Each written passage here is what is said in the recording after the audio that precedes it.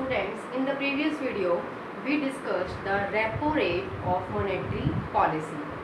In this video, we will discuss the next rate. The next rate is bank rate.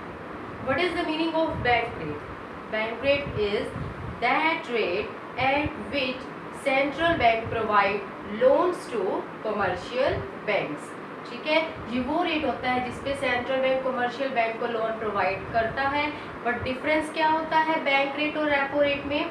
In the repo rate with collateral security and in the bank rate without collateral security.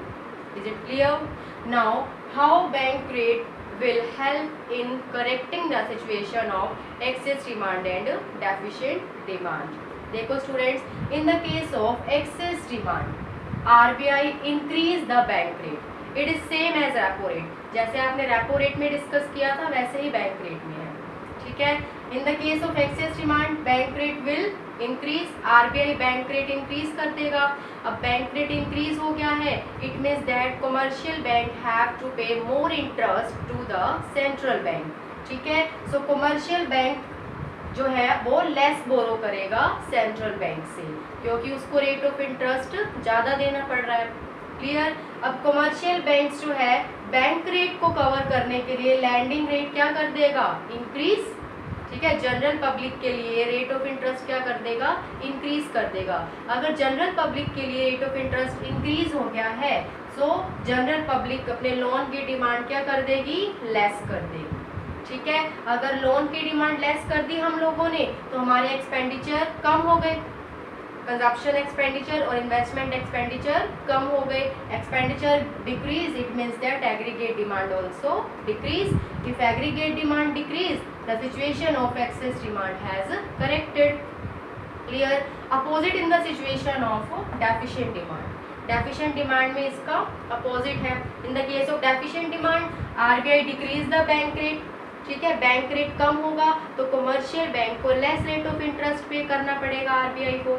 ठीक है. तो commercial bank अपनी borrowing यहाँ less है, deficient में क्या कर देगा? मोर बोरोइंग. ठीक है. बोरोइंग ज़्यादा हो जाएंगी. ठीक है. अब बैंक रेट कम कर दिए डेफिशिएंट डिमांड में. ठीक है. बैंक रेट लेस हो जाएंगे तो लैंडिंग रेट भी डिक्रीज हो जाएगा. लैंडिंग रेट डिक्रीज हो जाएगा तो हमारी बोरोइंग ज़्यादा हो जाएंगी कमर्शियल बैंक से. इफ़ हम लोन की डिमांड ज़्यादा करेंगे तो एक्सपेंडिचर हमारे increase. Expenditure increase, then aggregate demand increase and situation of deficient demand has corrected. So deficient demand is opposite of excess demand. Okay, now the next rate is reverse repo rate. इसका meaning भी आप banking chapter में पढ़ चुके हो. Students, हर point से पहले आपको मीनिंग एक्सप्लेन करना है. मैंने जो आपको नोट्स सेंड किए हैं उसमें प्रॉपरली नोट्स बने हुए हैं. पहले मीनिंग है, फिर कैसे सिचुएशन करेक्ट होती है एक्सेस डिमांड की और डेफिशिएंट डिमांड की, सब एक्सप्लेन है उन नोट्स में. उन नोट्स की हेल्प से आपने नोट्स बनाने हैं. ठीक है. तो सबसे पहले स्टूडेंट्स, रिवर्स रेपो रेट का क्या मीनिंग होता है? Reverse repo rate is that rate at which commercial bank park there funds with the central bank. जैसे हम लोग कमर्शियल बैंक्स के पास अपनी डिपॉजिट करवाते हैं, वैसे ही कमर्शियल बैंक्स अपनी डिपॉजिट किसके पास करवाता है? रिजर्व बैंक के पास. ठीक है. जब कमर्शियल बैंक रिजर्व बैंक के पास डिपॉजिट करवा रहा है तो in return reserve bank commercial bank को क्या देगा? Rate of interest. ठीक है. तो रिवर्स रेपो रेट में जब कमर्शियल बैंक सेंट्रल बैंक के पास अपनी डिपॉजिट करवाता है तो बदले में उसे इंटरेस्ट मिलता है एज अ इनकम. ठीक है. अब रिवर्स रेपो रेट कैसे हेल्प करता है एक्सेस डिमांड और डेफिशिएंट डिमांड की सिचुएशन को करेक्ट करने के लिए? देखो स्टूडेंट्स, सबसे पहले हम एक्सेस डिमांड डिस्कस करेंगे. In the case of excess demand, RBI increase the reverse repo rate. RBI क्या कर देगा? Reverse repo rate increase. देखो स्टूडेंट्स, अगर RBI ने रिवर्स रेपो रेट इंक्रीज कर दिया, इसका क्या मीनिंग है कि कमर्शियल बैंक्स को अपनी डिपॉजिट पे ज़्यादा इंटरेस्ट मिलेगा. ठीक है. कमर्शियल बैंक को अपनी डिपॉजिट पे ज़्यादा इंटरेस्ट मिलेगा तो कमर्शियल बैंक अपने फंड्स ज़्यादा करवाएगा RBI के पास डिपॉजिट. ठीक है. अगर कमर्शियल बैंक को ये पता है कि रिवर्स रेपो रेट ज़्यादा है तो कमर्शियल बैंक अपने डिपॉजिट ज़्यादा करवाएगा रिजर्व बैंक के पास. More funds with RBI. par more funds with RBI. तो कमर्शियल बैंक क्या कर देगा, लैंडिंग रेट डिक्रीज कर देगा। क्यों? क्योंकि कमर्शियल बैंक्स जो है अपने ज़्यादा से ज़्यादा फंड्स किसके पास डिपॉजिट करवा रहे हैं, आरबीआई के पास, तो उसकी लैंडिंग कैपेसिटी क्या हो जाएगी, कम हो जाएगी। ठीक है, लैंडिंग रेट नहीं, लैंडिंग कैपेसिटी। कमर्शियल बैंक की लैंडिंग कैपेसिटी क्या हो गई, लेस हो गई।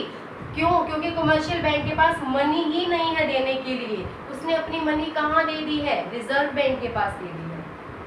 ठीक है, तो कमर्शियल बैंक के पास हम लोगों को लोन एडवांस करने के लिए अमाउंट कम रह जाएगा, उसकी लैंडिंग कैपेसिटी कम हो जाएगी। ठीक है, अगर कमर्शियल बैंक की लैंडिंग कैपेसिटी कम है तो हमारे एक्सपेंडिचर कम, हम लोन नहीं ले पाएंगे। ठीक है, अगर हमारे एक्सपेंडिचर कम हो गए तो aggregate demand will decrease, aggregate demand decrease, then situation of excess demand has corrected. Clear? यहाँ पर students lending capacity,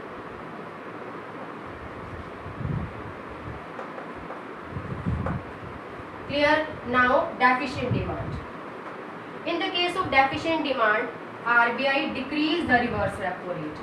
RBI reverse repo rate क्यों डिक्रीज करेगा, ताकि कमर्शियल बैंक RBI के पास लेस फंड्स सबमिट करवाए, लेस फंड्स डिपॉजिट करवाए। ठीक है, RBI ने रिवर्स रेपो रेट डिक्रीज किया तो लेस फंड्स विद RBI, तो कमर्शियल बैंक के फंड्स RBI के पास क्या हो गए, लेस, क्योंकि कमर्शियल बैंक को अपनी डिपॉजिट पे कम इंटरेस्ट मिलेगा।